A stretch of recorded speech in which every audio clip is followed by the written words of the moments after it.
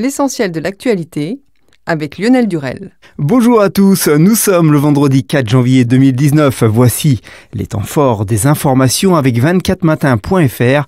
On développe tout de suite l'essentiel de l'actualité.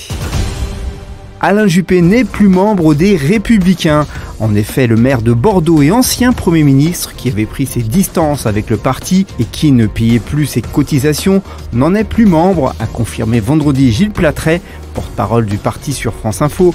Son départ des Républicains est une déception, a déclaré Gilles Platret, car Alain Juppé est une grande figure qui aura rendu d'éminents services à la France, qui appartenait à notre famille politique d'une manière historique.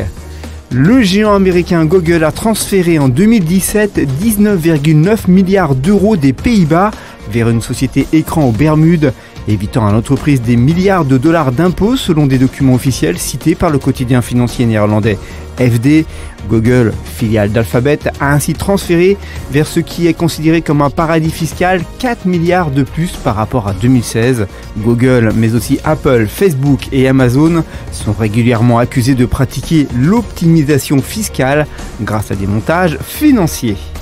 Mercredi, un gilet jaune qui était jugé en comparution immédiate a été condamné à 1 an de prison ferme pour avoir, dans la nuit du réveillon du 31 décembre dans l'Aisne, agressé un jeune homme au couteau.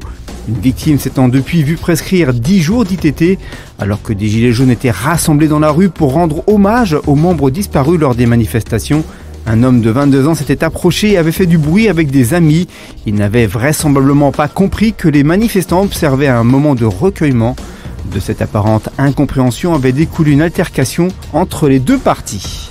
Aujourd'hui paraplégique après avoir été défenestrée par son compagnon en 2013, une jeune femme habitant au Mans n'a toutefois pas eu accès à une indemnisation totale.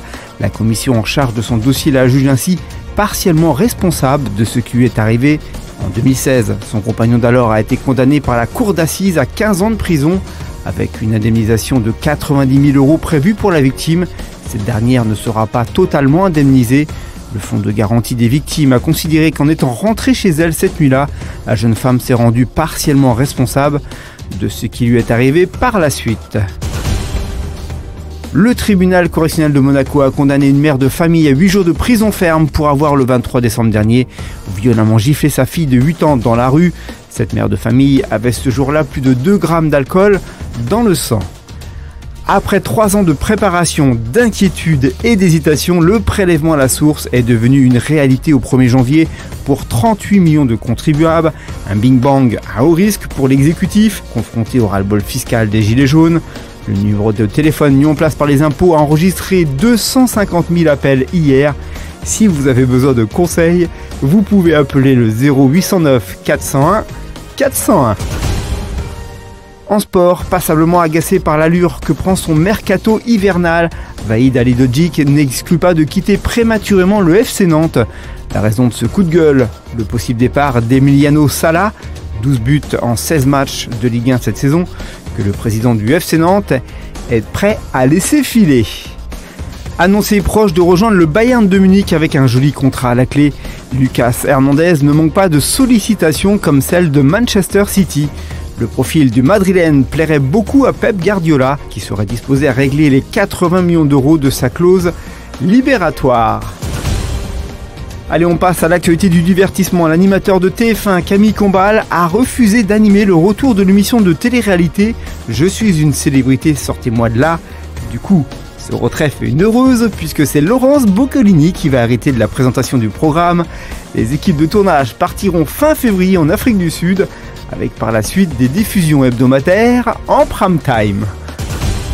On conclut ce journal avec votre météo de ce week-end et on commence avec samedi matin qui verra une perturbation glisser sur le nord-est et apporter un peu de neige jusqu'en plaine, en particulier sur la Lorraine et l'Alsace. Sur le reste de la moitié nord, les brouillards et les nuages bas seront très fréquents. Sur le nord-ouest et le sud, les éclaircies résisteront. Dimanche matin, le soleil devrait résister également sur les reliefs et dans le quart sud-est, alors que les nuages bas seront fréquents des plaines et vallées du Massif central à la moitié nord. Les gelées seront quasi généralisées et plus marquées là où il y a des éclaircies. Les températures seront souvent inférieures au normal de saison du sud-ouest. au nord-est. Merci à tous d'avoir suivi ce journal. On se donne rendez-vous sur 24matin.fr pour suivre l'évolution de l'actualité et à 19h ce soir pour les 5 infos immanquables du jour. Bon après-midi à tous. Entre-temps, on se retrouve lundi à 13h pour un tout nouveau Flash Info.